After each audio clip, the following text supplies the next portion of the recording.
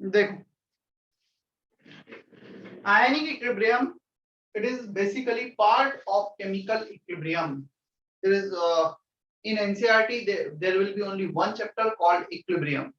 यहाँ NCERT में दो चैप्टर सेपरेट नहीं है, chemical equilibrium and ionic equilibrium, सिर्फ एक ही चैप्टर है, that is equilibrium.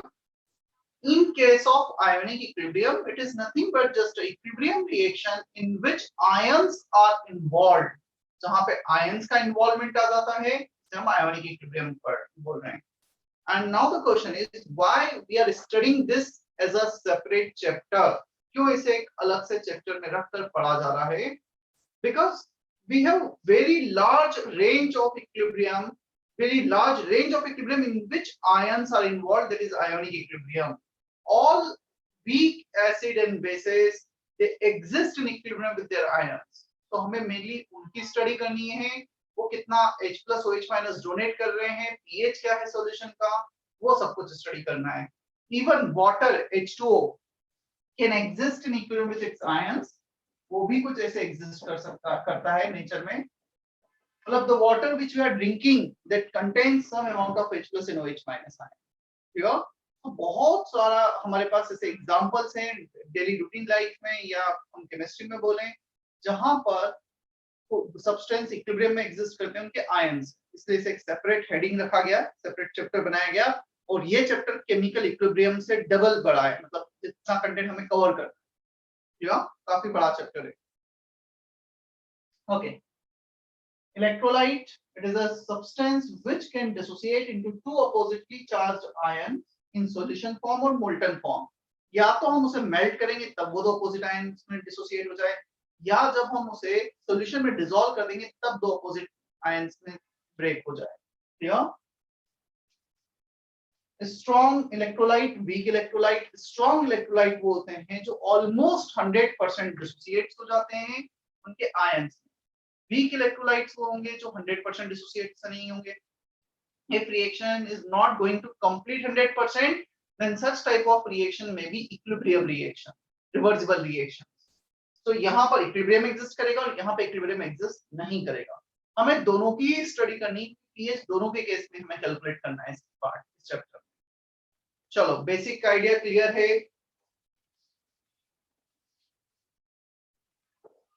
Is that okay, Athar? Both Athar? Yes sir. Yes sir. और तुम ये थोड़ा सा अच्छे से सुनोगे ना तो केमिकल इक्विलिब्रियम भी, हालांकि तुमने एक बार रिवाइज किया भी होगा खुद से, बट वो और भी अच्छे से समझ में आ जाएगा, उसी का एक्सटेंशन है.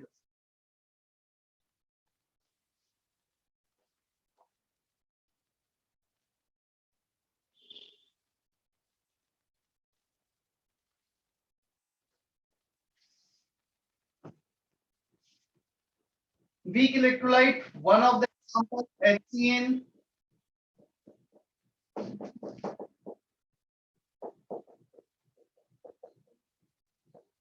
ये कुछ हमारे पास चेंज है.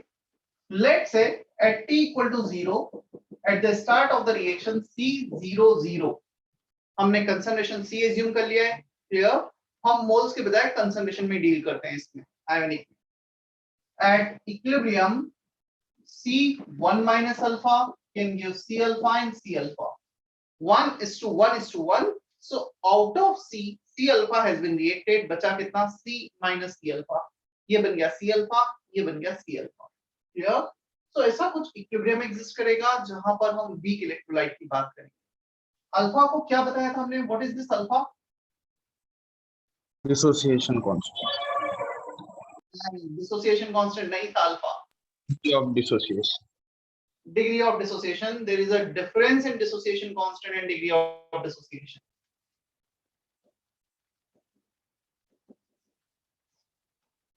It is a moles of a substance dissociated exist in ionic form out of 1 mole of the total.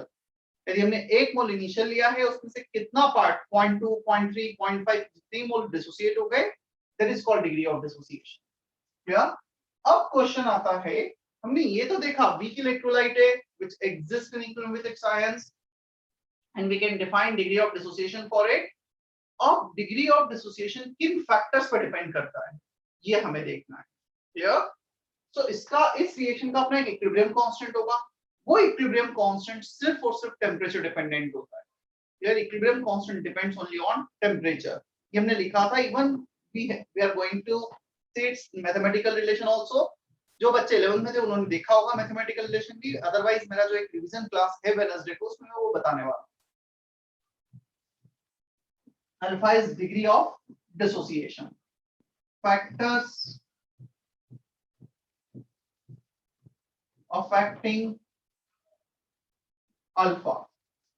अब हमें ये देखना है अल्फा किन किन फैक्टर्स पर डिपेंड करेगा.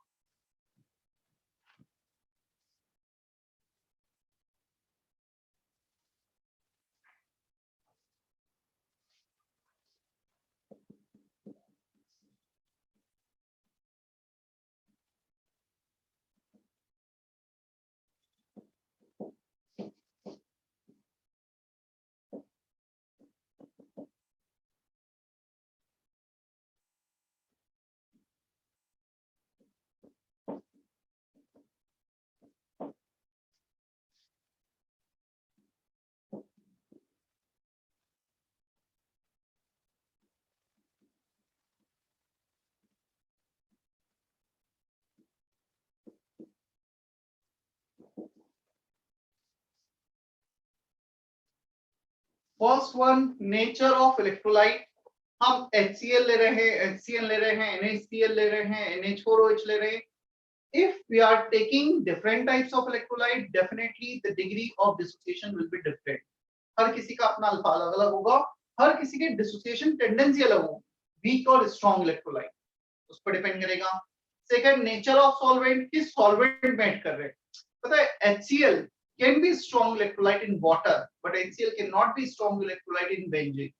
If you change the solvent, the degree of dissociation will change for different electrolytes. Yeah. So it also depends on nature of solvent. Yeah. और solvent के कौन सी प्रॉपर्टी पे डिपेंड करेगा. ये डिपेंड करता है डाइलेक्ट्रिक कांस्टेंट.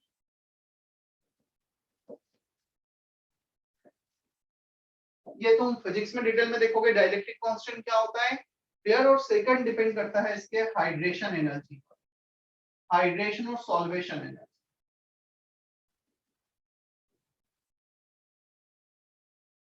सॉल्वेंट की दो प्रॉपर्टी हैं जो उसके किसी भी इलेक्ट्रोलाइट के डिग्री ऑफ डिसोसिएशन को चेंज कर सकती है. सॉल्वेशन एनर्जी क्या होता है? Anyone can explain it.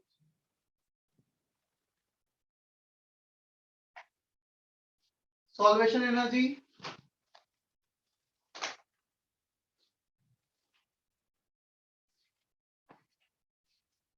Hydration energy.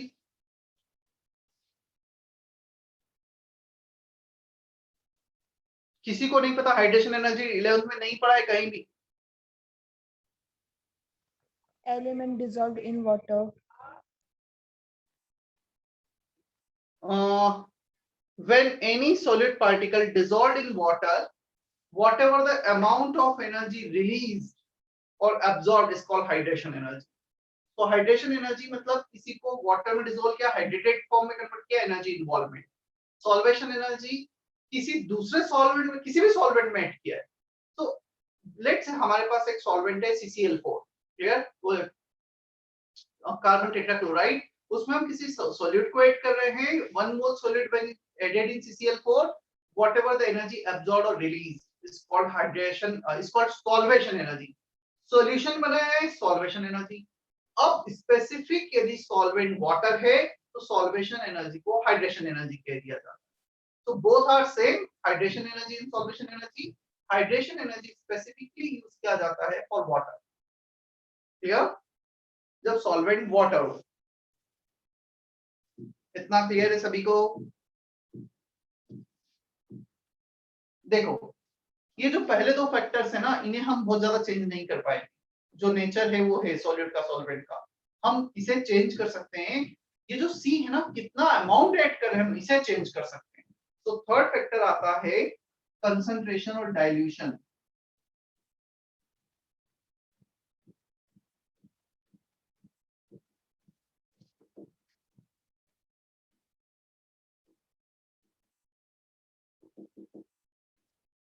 Concentration in dilution. Dilution means solvent को ज्यादा करना, कंसंट्रेशन इंक्रीज करना मींस सॉलिड को इंक्रीज करना. So both are same thing. तो हम इसको बढ़ाएंगे तो ये कम होगा, इसको बढ़ाएंगे तो ये कम.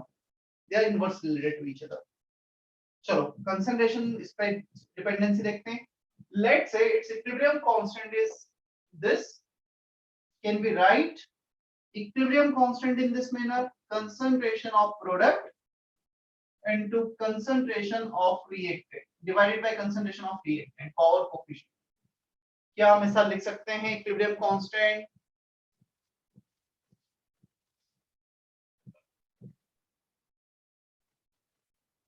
बोलो यार. 60 स्टूडेंट है जिसमें से रफली 30 स्टूडेंट ने ऑलरेडी पढ़ चुका है एक बार, तब भी तुम रिस्पॉन्ड नहीं कर. Yes, sir. Yes, sir. मतलब मैं तो एक्सपेक्ट कर रहा था कि चलो एमए वाले भी बच्चे अटेंड करें जिन्होंने ऑलरेडी कर रखा है एक बार का, तो वो आगे आगे चीजें बोलते जाएंगे और तुम सो रहे हो घर पे बैठ के. C alpha into C alpha upon C1 minus alpha. This concentration of H plus into this upon this. One of the C will cancel out. ऊपर बचा एक C. मैं इसे रफ कर रहा हूँ ना. कॉपी किया है तुमने ऊपर वाला part? Yes, sir.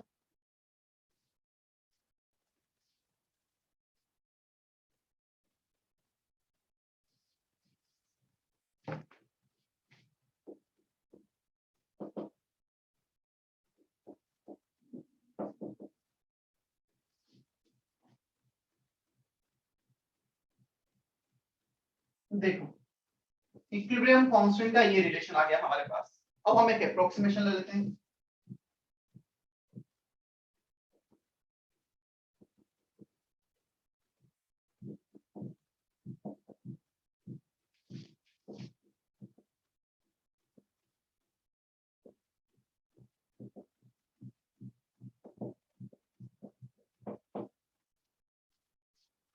For weak electrolyte, alpha is much less than 1.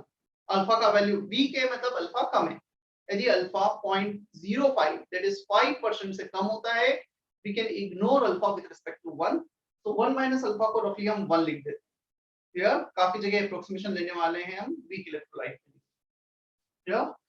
So 1 minus alpha को 1 लिख देते हैं हम यहाँ पर. K equilibrium is C alpha square upon 1. Alpha का वैल्यू आ रहा है K equilibrium by C. C को डिवाइड कर दो, alpha is under root of K equilibrium by C. क्या इतना हमें समझ में आता है?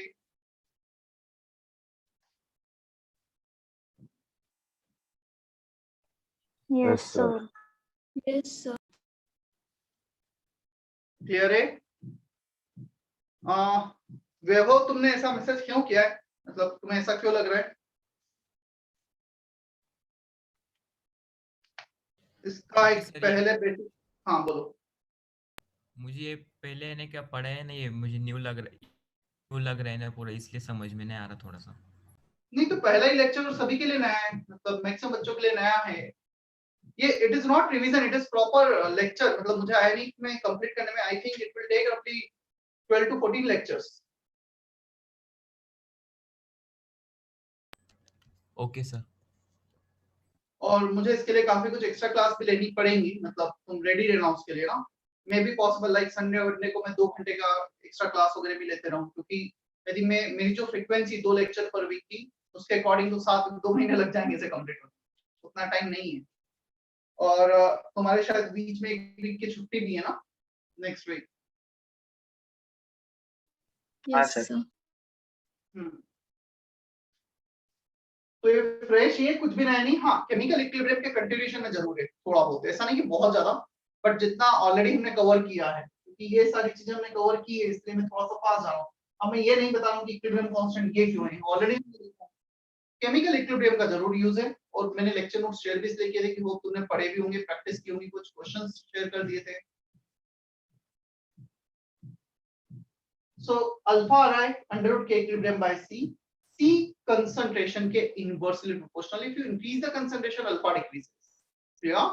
अच्छा, क्या concentration को हम ऐसा भी लिख सकते हैं, moles upon volume। Molarity concentration क्या होता है, moles per unit volume होता है क्या? Yes, sir. Yes, sir. Under root K equilibrium by C, K equilibrium as it is, number of moles of solute upon volume of solution। Clear? If you increase the concentration, alpha decreases. If you increase the dilution बढ़ाना मतलब basically और solventate करना, then alpha increases।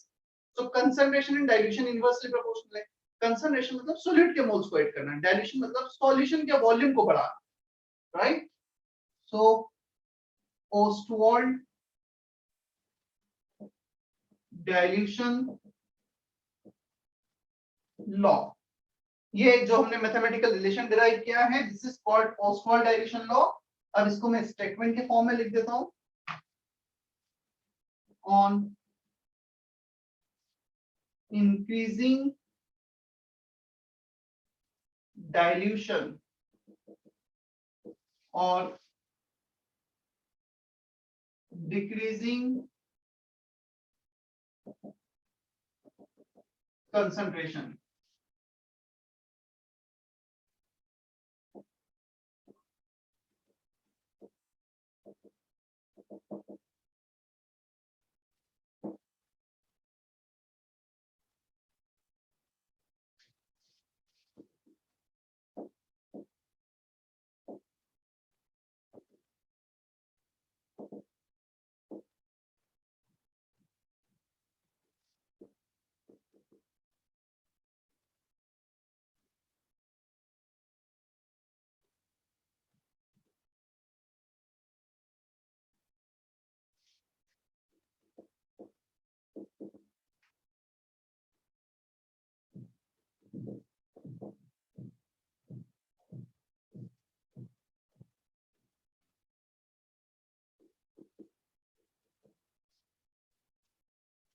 Check करो, कोई जल्दी नहीं, board पे जो लिखा है पहले कॉपी करो, समझो, कुछ डाउट है तो क्लियर करो।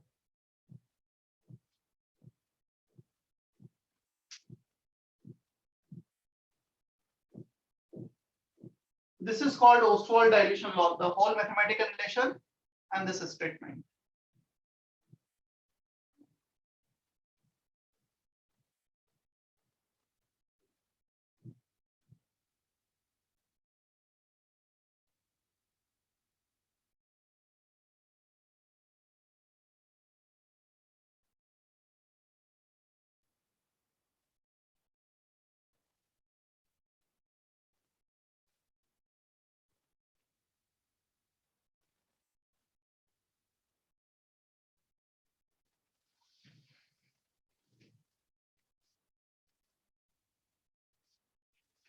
अच्छा, वैसे स्पेशली हमें स्टूडेंट यदि कोई इतना कॉन्फिडेंट है नहीं हमें आयोनिक अच्छे से आता है, हमें जरूरत नहीं है, तो मे भी मतलब तुम इस सेम टाइम पे कुछ और पढ़ सकते हो। और तुम्हें लगता है कि नहीं पढ़ना है, तो फिर तुम प्रॉपर, ऐसा नहीं कि 50% अटेंड कर रहे हो, 50% माइंड से अटेंड नहीं कर रहे हो, कुछ लेक्चर अटेंड किए, कुछ नहीं किए, उसमें होगा ये कि तुम्हारा ना ये जो 50% वाला टाइम है वो भी यूज नहीं हो पाएगा, और ना ही तुम कुछ और पूरे मन से कर पाओ। क्या तो तुम 100% श्योर आता है तो ठीक है, हम कुछ और करें उस टाइम पर, अच्छे से अपना टाइम और अच्छी जगह यूटिलाइज। हमें नहीं आता तो मैं प्रॉपर सुनना, इवन मैं तो ये भी एडवाइस करूंगा तुम वापस से कॉपी भी करो तब भी कोई प्रॉब्लम नहीं, क्योंकि जब हम लिखते हैं साथ में तो सही रहता है, और तुम्हें लगता है मतलब जैसा तुम्हें कंफर्टेबल लगे, बट ये मेरे तरफ से एडवाइजरी कर रहे हो तो फिर अच्छे से ही करो। चलो के इक्विलिब्रियम हमने ये डिराइव किया, अल्फा को इग्नोर किया था, we get this relation, alpha यहां से आ गया इनवर्सली प्रोपोर्शनल टू कंसंट्रेशन, उसे हमने डेफिनेशन या स्टेटमेंट के फॉर्म में लिख दिया, ऑन इंक्रीजिंग डाइल्यूशन और decreasing concentration degree of dissociation increases for weak electrolyte, this is valid for weak only, strong के लिए तो अल्फा वैसे भी 1 होना है, clear, strong electrolyte मतलब almost 100% dissociation, alpha will be 1, on increasing dilution decreasing concentration alpha increases, on increasing concentration alpha decreases, clear, this is Ostwald dilution law। किसी को कोई डाउट यहां तक?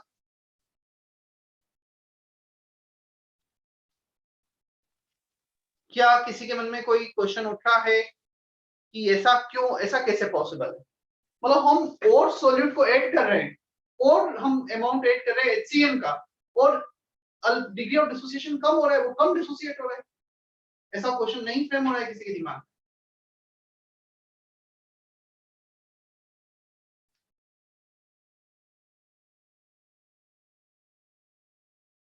तो मैं क्या क्वेश्चन पूछना चाह रहा हूँ, तो मुझे एक्सप्लेन कर सकते हो? मैं HCN ऐड करूंगा, डिग्री ऑफ डिसोसिएशन कम होगा HCN का, मतलब ऑपोजिट नहीं होना था कि मैं HCN ऐड करूं तो और ज्यादा डिसोसिएट होगा जितना ज्यादा ऐड करूंगा।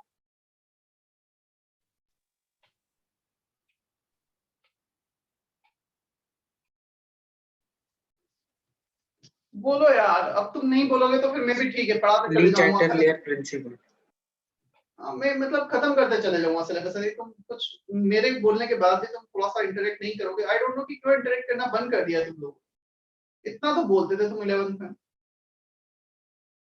मतलब एनर्जी यदि तुम्हारा हमने डाउन कर ली ना, हमने अपना एंथो डाउन कर लिया, तो मतलब प्रिपरेशन हमने उसी दिन से मतलब बंद कर दी, कम कर दी। सब कुछ माइंडसेट पे डिपेंड करता है, हम क्या कर रहे हैं 2 साल। अगेन किसी के लिए भी हमें पता है इजी नहीं है जो भी सिचुएशन है, बट हमें जैसा भी है सभी के लिए हमें उसको फाइट करके ही चलना है, कोई दूसरा ऑप्शन नहीं है हमारे पास। वो शायद 1 से 2 महीने में चीजें काफी कुछ नॉर्मल हो रही हैं। आज भी मैं न्यूज देख रहा था तो उसमें यही आया कि लास्ट वीक में, मतलब अभी तक के पिछले 3-4 महीनों के सबसे कम केसेस हैं, मतलब उतने एवरेज केसेस आए हैं जो ऑलरेडी जिस टाइम पे ऑफलाइन क्लासेस चल रही थी।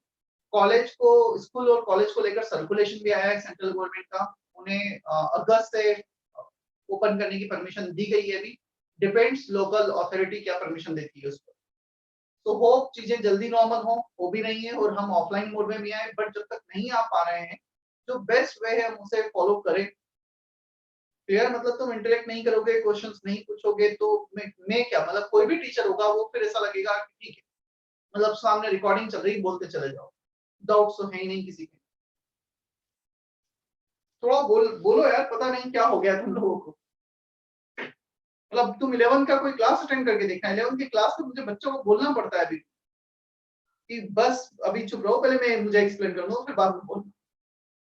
इवन जेपीबी में भी ऐसा तो नहीं कि वो चुप बैठते हैं, मतलब काफी कुछ बोलते रहते हैं, इंटरेक्शन चलता ही रहता है। देखो HCN H plus CN minus, हमने और अमाउंट HCN का ऐड किया तो डेफिनेटली और ज्यादा डिसोसिएशन होगा, H प्लस CN माइनस ज्यादा बनेगा, दैट इज ओके, पता है। बट हम यहाँ पे बोल रहे हैं हम कंसंट्रेशन इंक्रीज करेंगे, इसका C वैल्यू इंक्रीज करेंगे तो अल्फा कम होगा।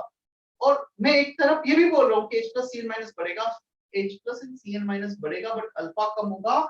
इनका जो कंसंट्रेशन है ना वो है C alpha and C alpha, it is not alpha only, इनका कंसंट्रेशन होगा C into अल्फा, तो अल्फा तो कम हो रहा है। If you are adding 10 moles, 10 मोल में से let's say 3 मोल डिसोसिएट हो रहे हैं, clear, out of 10 mole 3 moles exist in dissociated form, alpha कितना हो गया 0. अब तुमने ऐड किए 20 मोल्स, 20 मोल में से definitely the number of moles will increase 5 mole dissociate हो, तो यहाँ पर इनके मोल्स में ज्यादा मिलेंगे, ये पक्का है। बट अल्फा तुम देखोगे number of moles dissociated upon initial मोल 20, तो ये आएगा 0.25। Out of 1 mole 0.25 mole exist in dissociated form, 0.3 mole exist in dissociated form.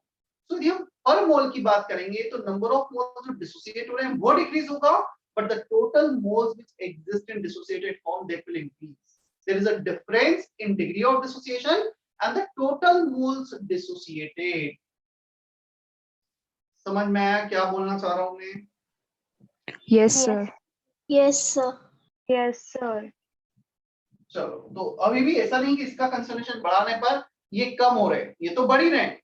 हाँ, बट पर मोल जितना डिसोसिएट था 10 में से 3 थे, 20 में से 5 होंगे, 30 में जाऊंगा तो शायद 7 हो जाएंगे, मतलब 5 से बढ़ेंगे ही, बट ओवरऑल जो परसेंटेज है वो डिक्रीज होगा बस। और ये क्यों हो रहा है ऐसा भी, ये भी हम डी चैटलेट्स प्रिंसिपल वेडनेसडे को देखेंगे तब मैं बता पाऊंगा। अभी क्लियर है सभी को Oswald dilution law? First of all it is valid only for weak electrolyte, इसको हाईलाइट करना। एक बार ऐसा क्वेश्चन फ्रेम हुआ है पहले, इनमें से how many of the following can follow Ostwald dilution law, और Ostwald dilution law is applicable for which of the following? तो उसमें से 3 स्ट्रॉन्ग इलेक्ट्रोलाइट थे, एक वीक था, तो हमें पता होना चाहिए। अब यहाँ पर एक क्वेश्चन ऐसा भी फ्रेम हो सकता है, सर हमें कैसे पता कौन सा वीक है कौन सा स्ट्रॉन्ग है? तो मैं सारा लिखाने वाला हूँ जितना सिलेबस में काम आते जाएगा, और फिर जैसे हम आगे एग्जांपल्स देखते जाएंगे मैं बताते चले जाऊंगा। आयोनिक इक्विलिब्रियम में हमें एग्जैक्टली पता लगेगा कौन सा वीक एसिड है कौन सा स्ट्रॉन्ग एसिड। ठीक है, आई थिंक 10th में भी एक चैप्टर होता है एसिड बेस एंड सॉल्ट, होता है क्या केमिस्ट्री में 10th में? Yes, हाँ sir. सर। Yes, sir. तो उसमें भी बताया जाता है, बट कोई प्रॉब्लम नहीं, मतलब मैं एज्यूम नहीं कर रहा हूँ कि तुम्हें 10th का अभी तक कुछ याद होगा, तो मैं पूरा बताने ही वाला हूँ। Fourth factor,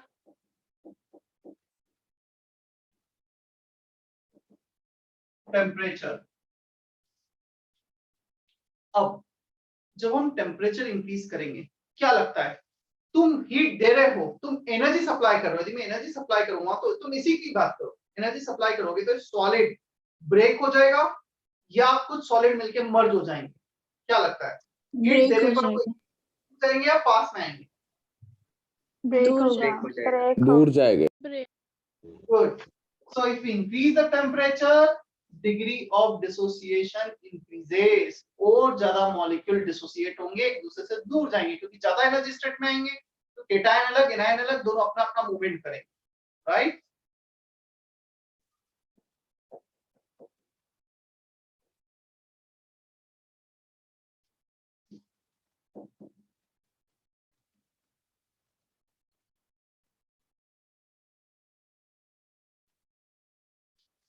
On increasing temperature, degree of dissociation increases.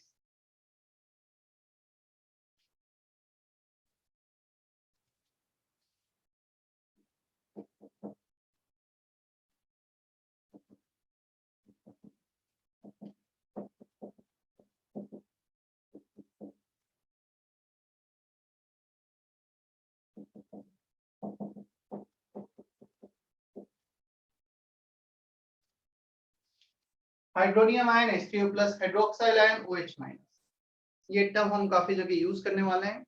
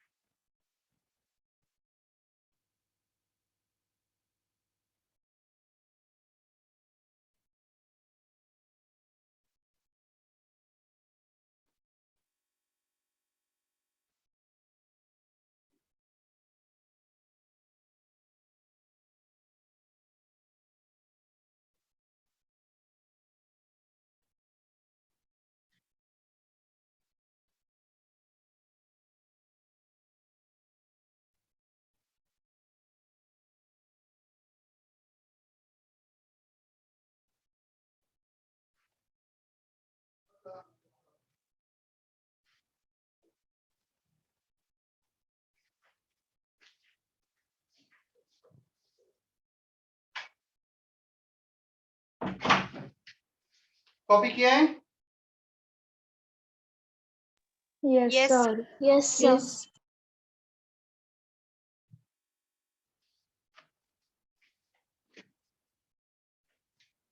Arrhenius acid is the acid which can lose H plus ion in aqueous solution. यहाँ पे हाईलाइट कर लेना, सिर्फ और सिर्फ वाटर के लिए डिफाइन होता है.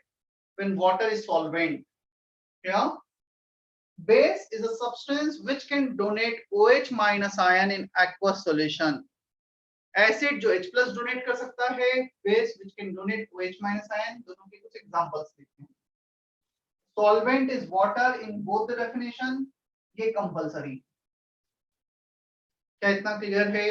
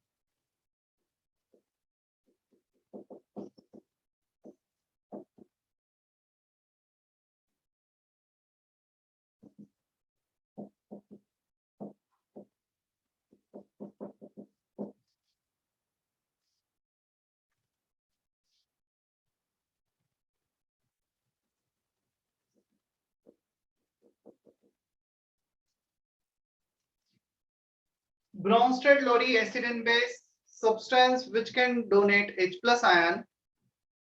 मतलब सेम डेफिनेशन है जो Arrhenius acid का था. The only difference is यहाँ पर aqueous solution आ गया है, वहां पर any medium, any solvent. Clear? तो solvent कुछ भी हो सकता है. यहाँ पे base which can accept H plus ion. Base का डेफिनेशन थोड़ा चेंज हुआ है. यहाँ पे OH माइनस डोनर है, यहाँ पे H plus एक्सेप्टर है. H plus donor acid, H plus acceptor is base. Clear? In any medium और सॉल्वेंट एक ही बात है ना. सॉल्वेंट लिखो या मीडियम को. Example NH3. NH3 can accept H plus to form NH4 plus ion. CH3 NH2 can accept H plus to give CH3 NH2 NH3 plus ion. तो H plus accept कर सकते.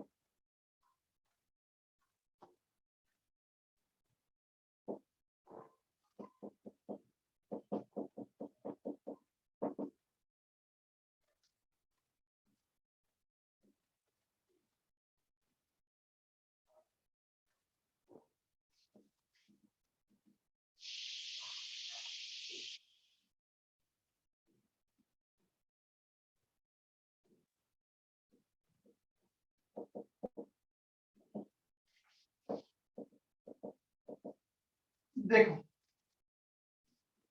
एक मिनट बोर्ड पे देख लेना, फिर copy करना. concept of conjugate acid base pair. It is the subheading of that Bronsted-Lowry concept. NH3 can accept H plus ion. NH3 ने H plus ion को accept करके क्या बनाया? NH4 plus ion. Here, this NH3 and NH4 plus ion are conjugate acid base pair. नहीं कहा जाता है conjugate acid base pair. NH3 can accept H plus ion to give NH4 plus ion. तो ये base हो गया क्योंकि इसने H plus accept किया है.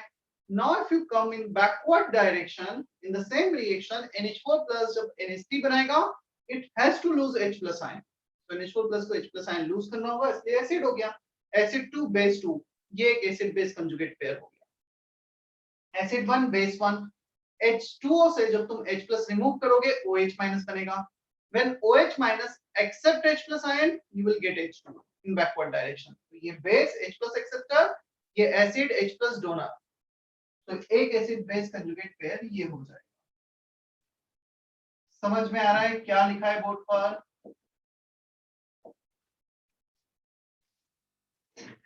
H प्लस एक्सेप्ट और डोनेट कर जो भी पेयर्स बनते हैं उन्हें एसिड बेस कंजुगेट पेयर कहा जाता है.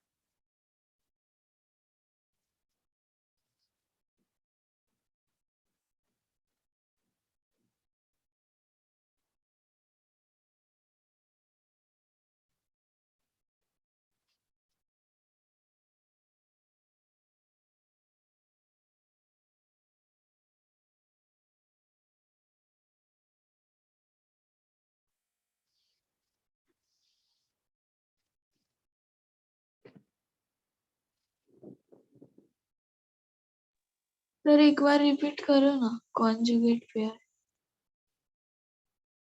करता हूं.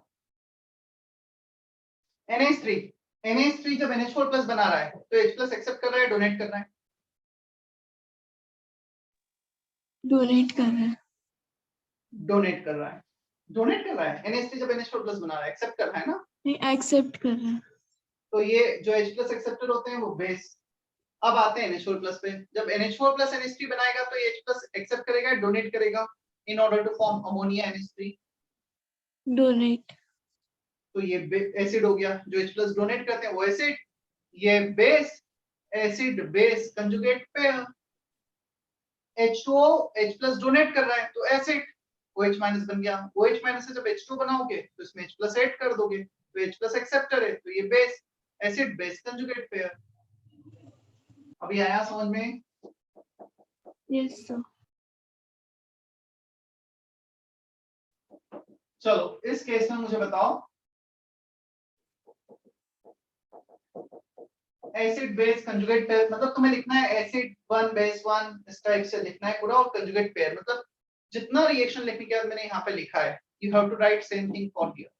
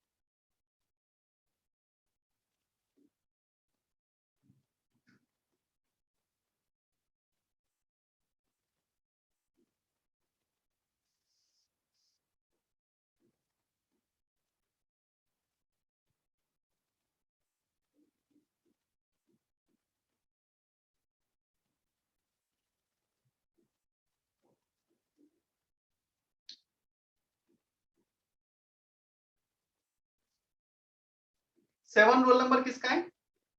07. Any idea?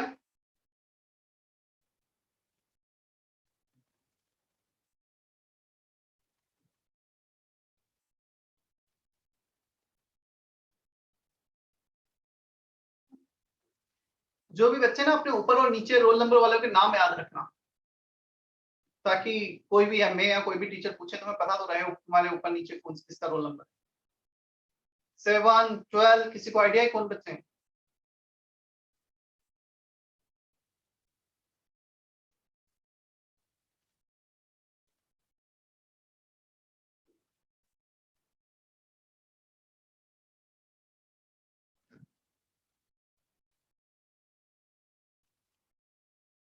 गौरी अहिराव क्यों एब्सेंट है? गौरी अहिराव प्रेजेंट तो है 12 पर। अच्छा अभी शायद ज्वाइन के 10 11 12 13 14। Who is this 16? काजल और लोकेशा के बीच में कौन स्टूडेंट है? कृष्णा सिंह। कृष्णा बहुत दिनों से क्लास अटेंड नहीं कर रहा है ना? हाँ, या करता है कभी कभी? बीच बीच में करते हैं।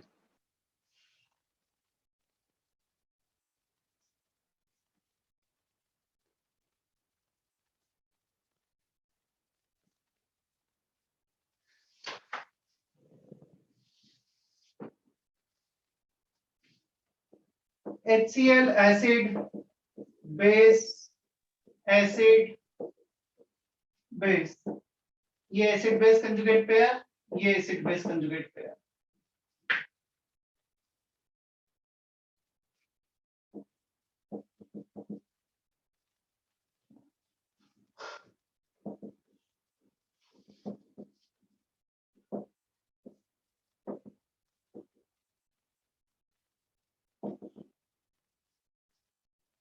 मैं कुछ एग्जांपल लिख रहा हूं, तुम्हें इनके कंजुगेट एसिड बताने हैं।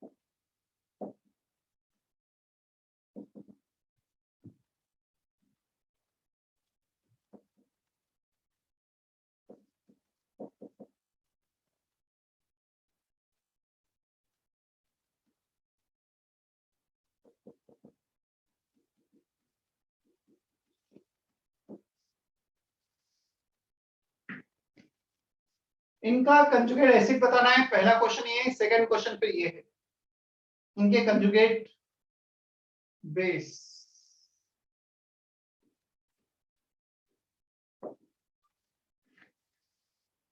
सिर्फ बेसिक डेफिनेशन ध्यान रखना है, acid which can lose H plus ion, base which can accept H plus ion.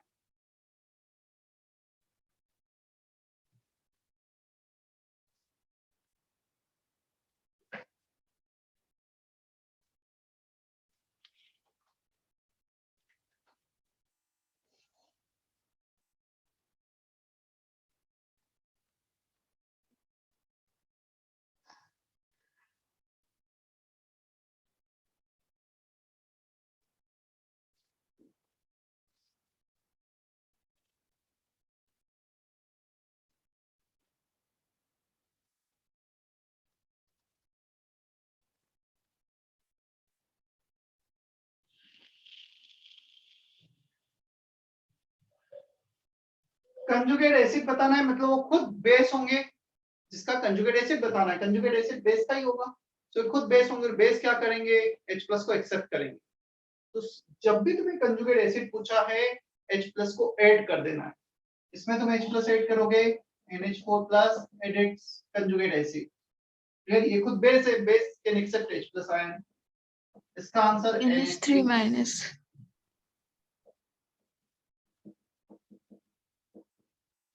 हर किसी में H प्लस ऐड कर दो। NH4 प्लस ऑलरेडी एक माइनस है, माइनस प्लस 0 NH3 बन जाएगा।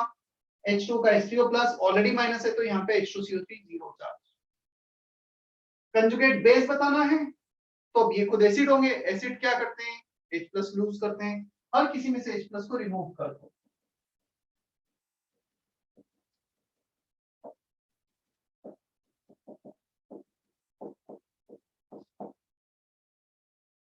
हर किसी में से H प्लस को रिमूव कर दिया है। तुम देखोगे कुछ सब्सटेंस ऐसे आ रहे हैं जिनका हम कंजुगेट एसिड कंजुगेट बेस दोनों बता पा रहे हैं। ऐसे सब्सटेंस जो एसिड और बेस दोनों जैसा बिहेव कर सकते हैं, we call them amphoteric or amphiprotic substance, right? Is there any doubt in this two question? If you want, you can No. write. To find conjugate acid, you have to add H plus. To find conjugate base, you have to remove H plus. Clear है? Disha, Diya, Harshal, Janhvi? Yes, sir. Yes, sir. Yes, sir.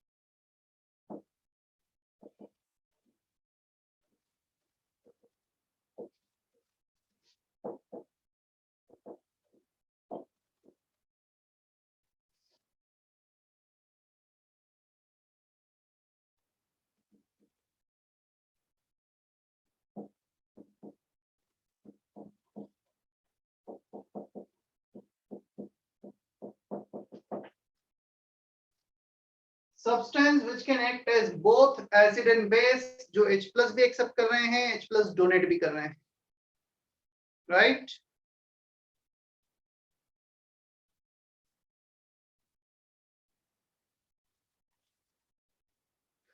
आज मैं lecture थोड़ा सा शायद 15 minutes जल्दी छोड़ने वाला हूं। I have some work.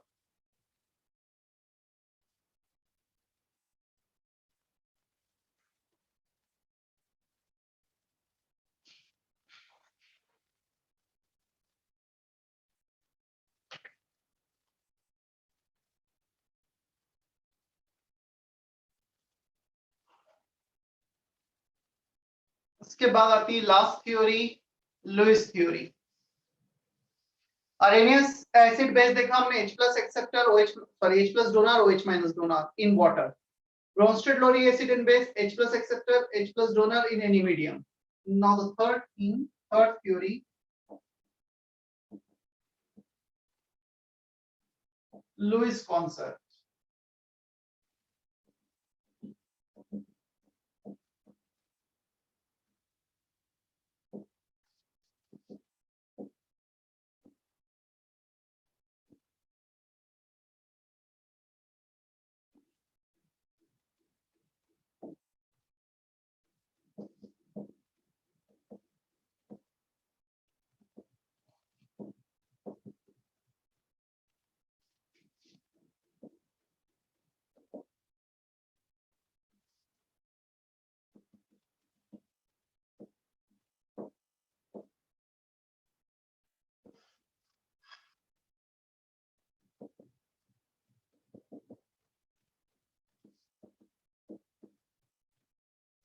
Lewis concept. Lewis concept.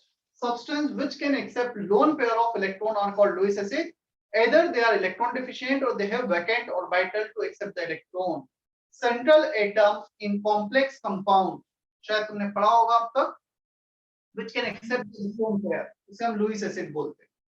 और जो ligands होते हैं जो इलेक्ट्रॉन पेयर डोनेट करते हैं, they are Lewis base. Clear? इनके एग्जांपल BF3, KLCl3, मतलब ग्रुप 3 वाले एलिमेंट्स जो 3 बॉन्डिंग बनाने, टोटल 6 इलेक्ट्रॉन्स हो रहे हैं, they are electron deficient, they can have 8 electrons in their outermost shell. Clear? ऐसे सब्सटेंस को हम इस कैटेगरी में रखते हैं, लुईस एसिड की category. Base which can donate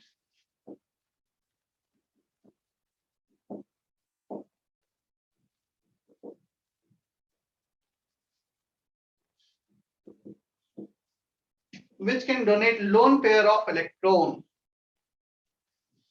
जिनके पास एक्स्ट्रा लोन पेयर होगा NH3, RNH2. These are the some example for Lewis base. Here even F minus, Cl minus.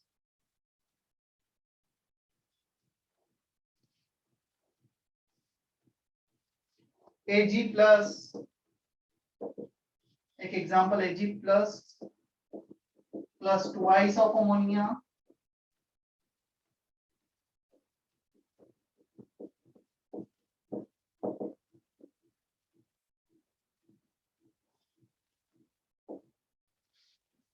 Ag plus accepting lone pair of electron for ammonia, तो ये acid हो गया और ammonia base हो गया इस reaction में, एक कॉम्प्लेक्स कंपाउंड बन रहा है। अमोनिया अपने lone pair of electron share कर रहा है to coordinate bonding to dative bonding.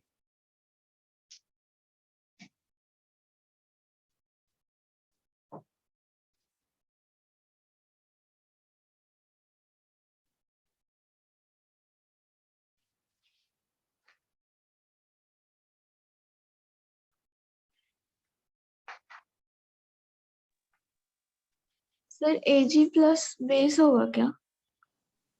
Ag plus base होगा?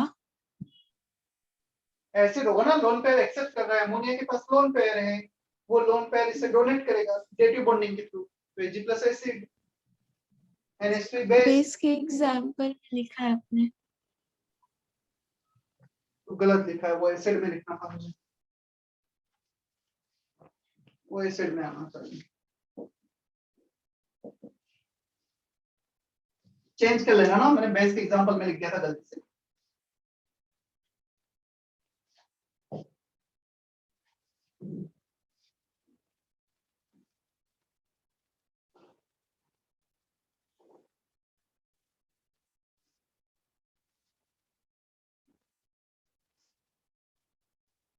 मैं एक पेज शेयर कर रहा हूं व्हाट्सएप ग्रुप पर, उतना पेज तुम सिर्फ कॉपी कर लेना, factors affecting acidic strength.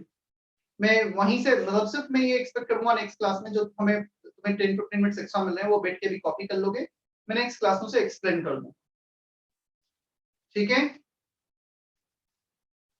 Yes sir. चलो मैं सेशन एंड कर रहा हूं फिर आज का।